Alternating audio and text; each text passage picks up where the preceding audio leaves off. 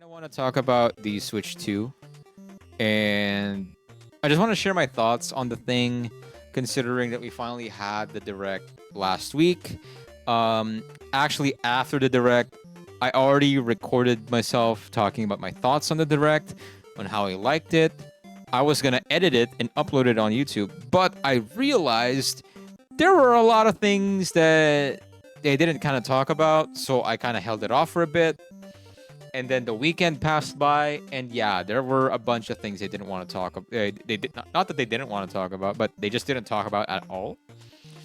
So I kind of wanted to talk about those. So I guess let's start with the direct itself. I actually really enjoyed the direct. I really enjoyed it. I had a lot of fun watching the reveals.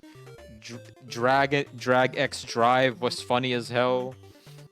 Um, the C button, the chat function, it was cool. It was kind of cool until you realized not a lot of people are going to be using it, me included. Not because I don't have friends. I mean, I have friends. It's just that we don't. A lot of them don't really use their switches anymore, so I'm not really gonna see myself using that much.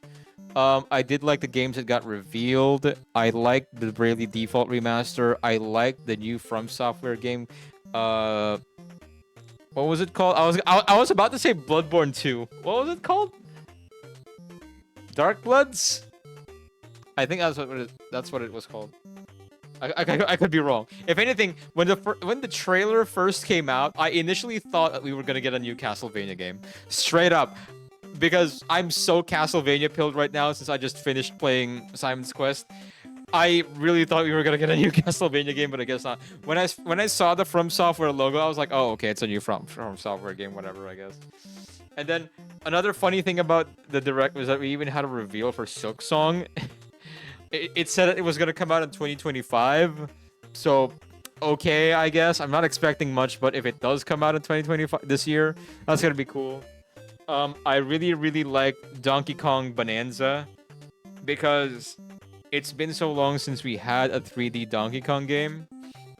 And just looking at it, I can tell this was made by the same team who made Mario Odyssey, and Mario Odyssey is my personal favorite 3D Mario game. So I really can't wait for that game. Mario Kart World was interesting. I did like the free roam. The photo mode was cool. The Grand Prix campaign rework was kind of cool. The one where you have to go around like in a cross country world trip, world tour. That was really nice. What other games got shown there? They did show Cyberpunk. They showed Final Fantasy 7 Rebirth.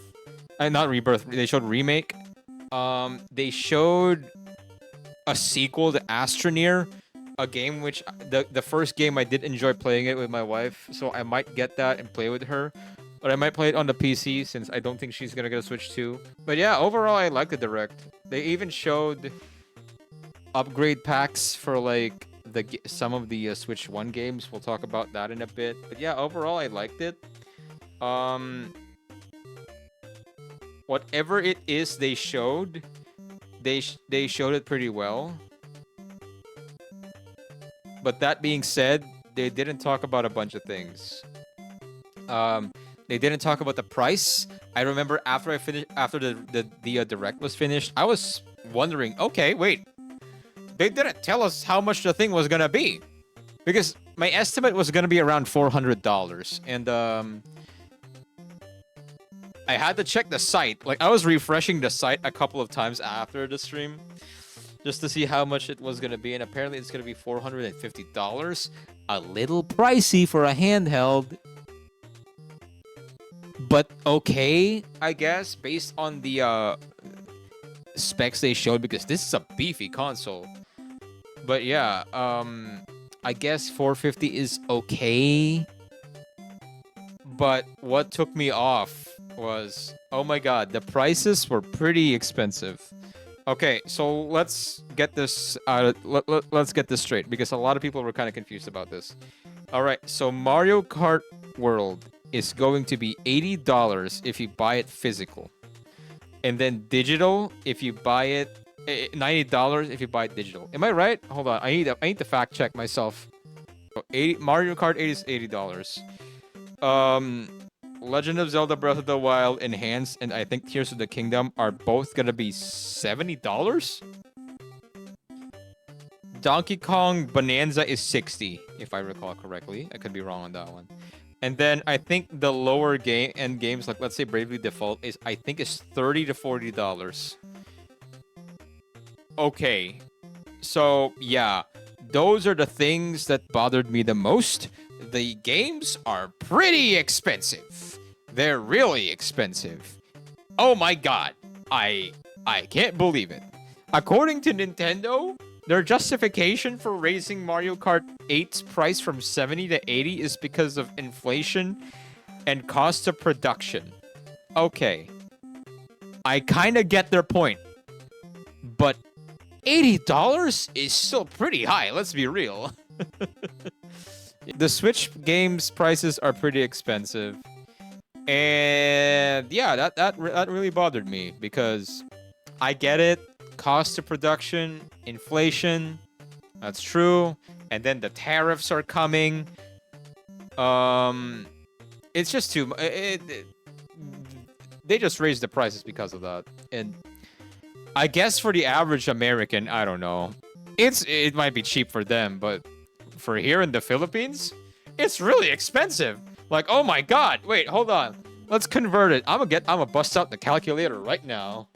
I'm gonna bust out the calculator. Okay, so $1 here in the Philippines is 56 Philippine pesos. I mean, no, it's 57. So 57 times 80 is equals to 4,560 pesos. That is really expensive, man. With 4,560 pesos, that's how much a DS Lite is nowadays here. I don't know how to feel about that. About the Mario Kart bundle, the standalone Switch is $450, but with the Mario Kart World bundle, it's $499, which is $500. So it's plus $50. So if you bought it with the bundle, you're basically saving $30. Now, to be fair, $30 is still $30. That's a huge cut, if you ask me. But, oh my god. $80 for a game, man. $80. That is insane. And that's only Mario Kart. Imagine if they made a brand new Zelda game. A brand new 3D Zelda game. That's gonna be $90. That's gonna be $90. Okay, it's probably still gonna be $80, but you get the point. It's a lot.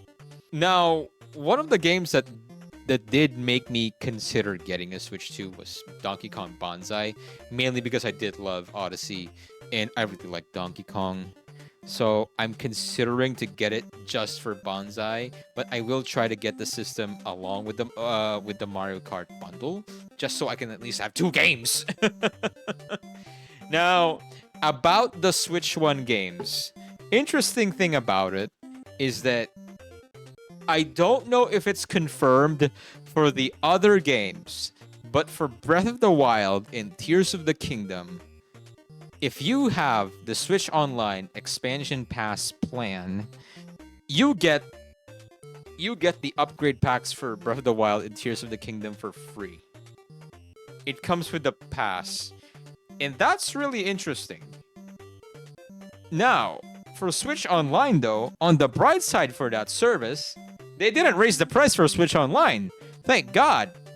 Because I swear to Jesus, I really thought that they were going to raise the prices solely because of GameCube. I really thought they were going to raise the prices because of GameCube. Also, by the way, I'm so glad that GameCube is finally coming to Switch Online. I really want to get the GameCube controller, but knowing how online pre-orders work, there's no way in hell I'm going to get that. Not in a million years, but oh well. But yeah, I'm glad that Switch Online's prices are not going to go up. But yeah. Another thing I do want to mention, this doesn't really concern that many people, but it is pretty good, or at least pretty interesting for someone who lives in the Philippines, which is me.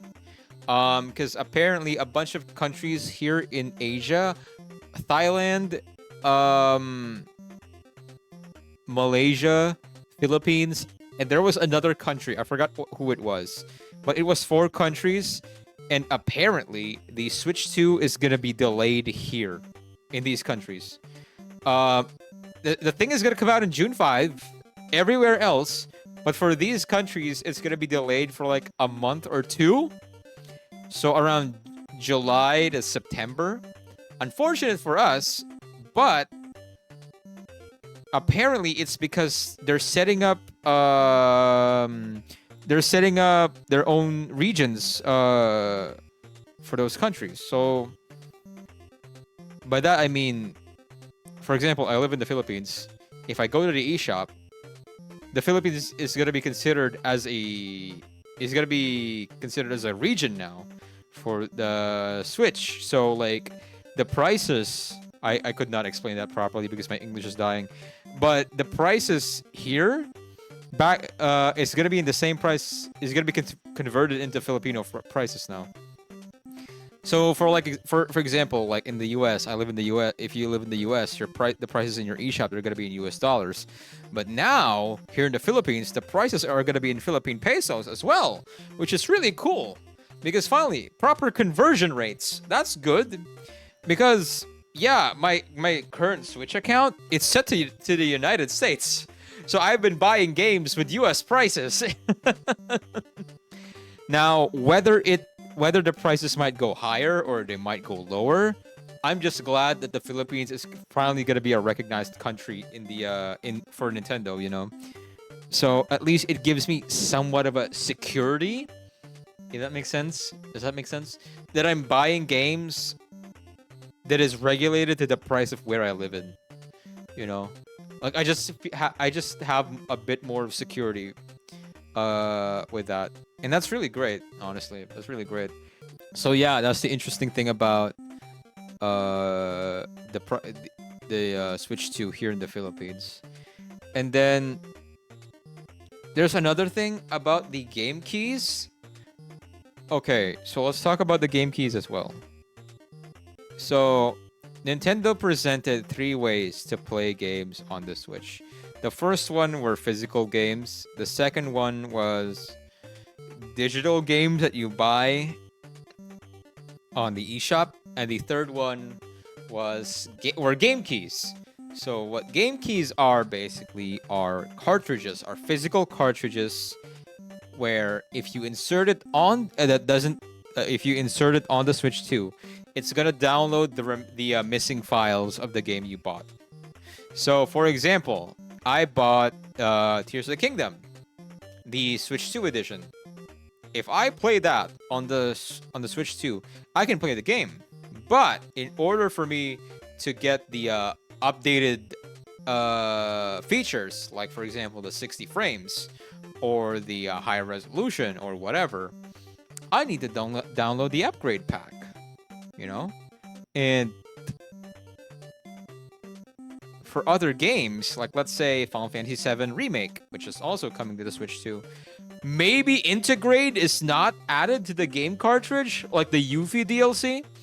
So, in order to get it, I have to download it still, you know, because it's not available in the cartridge.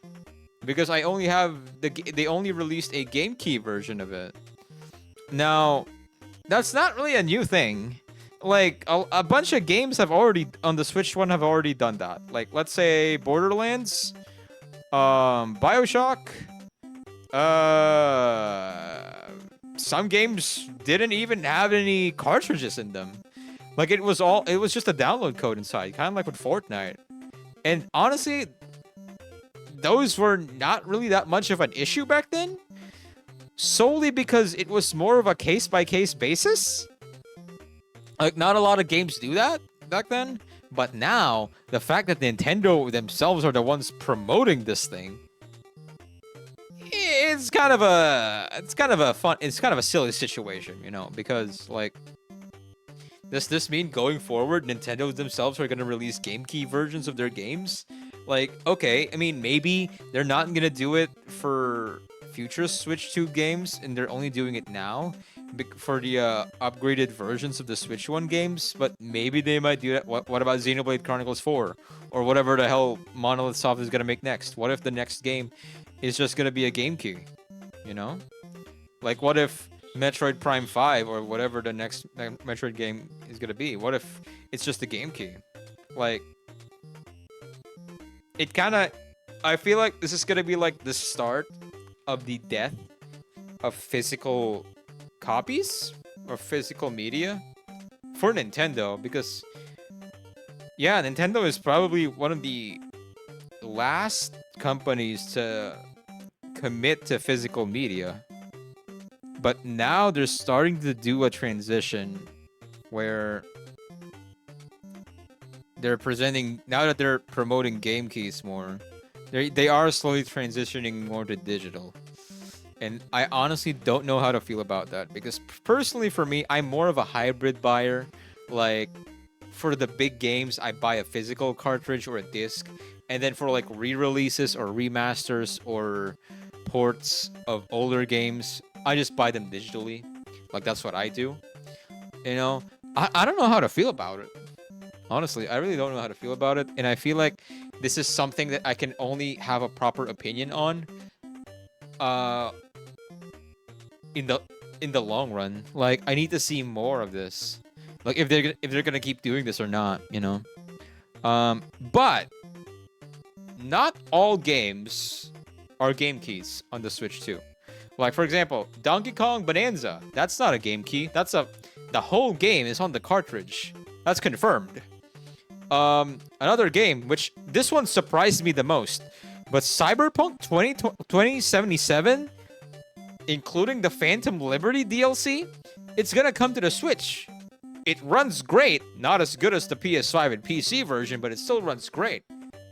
That, and it's all gonna be in one cartridge. It's not gonna be a game key. You know? Like, the whole thing, they were able to fit that whole thing in just a single cartridge. And that's amazing. You know? So that pretty much confirms that, yeah, not all third-party games are gonna be game keys as well. And that's really cool, you know? So I feel like the reason why Nintendo promoted the game keys more, just so they can be transparent about it, that, and just to give developers more options when it comes to releasing their games. Because from what I remember in the Switch one, when it comes to manufacturing, like, there were 3 types of cartridges, and 3 of them vary in memory sizes. Of course, the 60 gigabyte versions were like the most expensive ones, and that's why a lot of developers back then preferred to release their games on the much lower end, the cartridges that offered that have less memory. Like, they would much prefer to release it on those because it's much cheaper, and because of that, you had a lot of them, you had to download a bunch of stuff on the eShop, you know. And yeah, so if you think about it, it's still the same exact, not, I guess it's slightly different, but it's mostly the same thing that they've been doing on the Switch one. Really, the only difference is that Nintendo is just promoting it a lot more this time, you know. But yeah, that's it for the game keys. And then the backwards compatibility for the Switch one. This one was interesting. This was confirmed in Nintendo's in an interview, and then was later discussed by another YouTuber, Modern Vintage Gamer, MVG. You guys might want to check him out. MVG is a great channel. Like, he's a very experienced developer, and I really do love his video essays and commentaries about video games. Like, he's a great channel. But he pretty much made a video talking about this as well. But apparently, Switch One games are like the digital ones, or I mean the physical ones. I don't know about the digital ones though, but the physical ones, they're only gonna run through emulation. Like, they're not gonna run natively on the Switch 2. It's all emulated because apparently the Switch 1 and Switch 2 have completely different CPUs. Correct me if I'm wrong with this one. And because of that, they couldn't and because of costs, they couldn't afford to put both CPUs on the system. And because of that, the only way to run Switch 1 games on the Switch 2 is by emulating them. Like by digitally encoding the data of the games. That's what they said. And that's really interesting. It's, in my opinion, it's not a bad thing. Because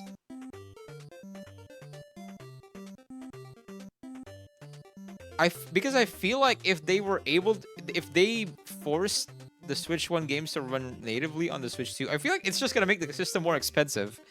I feel like emulating them just made it about a lot cheaper. I could be wrong on that one. Correct me if I'm wrong on that one in the comments. But yeah. What else was there? If I missed anything, let me know in the chat. Like, if you guys have any questions, let me know as well. I'll try my best to answer them. But yeah, so far, those are my thoughts on the Switch 2. And, or at least, those are all the information I was able to gather on the Switch 2. I didn't actively research on it. So there might be some stuff that I missed. There might be some stuff that I talked about that I was wrong. And if I was wrong about it, please let me know in the comments. And if I missed anything, please let me know in the comments as well. I wanna, as much as possible, I only wanna get, I only want to talk about concrete information. Like, there's a lot of misinformation running around online, especially with the game keys. And yeah, I just want to, as much as possible, talk about the actual facts about it, you know, because it's creating a lot of discourse towards the people. So those are my initial thoughts on everything that was revealed about the Switch 2 on the Direct and outside of the Direct. And personally, I might not get it on day one here in the Philippines. Because, God, man, like, Mario Kart, I mean, I like Mario Kart, but I don't, it's not really a system seller for me. Cyberpunk being on the Switch is cool. Same goes for Integrate, but I already have Integrate on the PS5. So the only one is actually Bonanza. And God, I love Bonanza. But I need another one. I need another game to convince me to get it, you know? I feel like one more big game. I think it's gonna be Air Riders, but I don't know. We'll see, we'll see. But if we talk about what's gonna be the biggest bang for your buck when getting the Switch 2, I highly recommend just get the basic one if you're not interested in Mario Kart. But if you're gonna get, if you really want to get Mario Kart, I highly recommend you get the bundle because you're gonna be saving a lot of money with that. Good luck with getting one because I know scalpers are gonna be a thing. That, and then subscribe to Switch Online if you want to subscribe to Switch Online. Subscribe with the 1-year family plan. Like, that is the best deal out of all of them. The individual deal, it's kind of expensive, but the family plan plus expansion pass, that's the best deal out of all of it. So yeah, those are my thoughts on the Switch 2. And yeah, I might do more types of videos like these in the future. And I will see you guys on the next one. Bye-bye.